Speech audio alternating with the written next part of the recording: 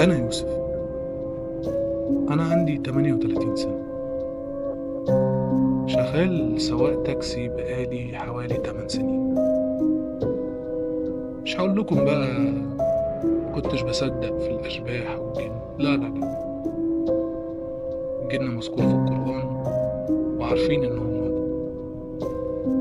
بس عمري ما كنت أتصور إن ممكن حاجة تحصل لي بسببه.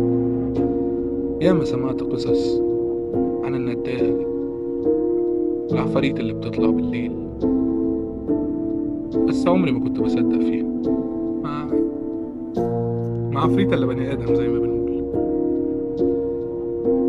كنت شغال في وردية بالليل، الساعة كانت حوالي 2 بعد نص الليل،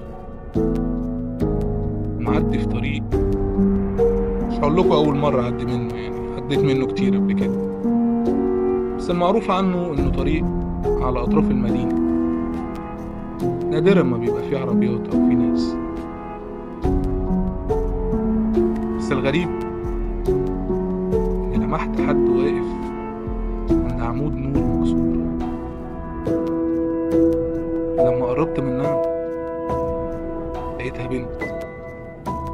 بنت لابسة فستان أبيض طويل، شعرها نازل على وشها. رفعت ايديها عشان أقف، وقفت لها، قلت يمكن تايهة. وقفت العربية جنبها، فتحت الباب وركبت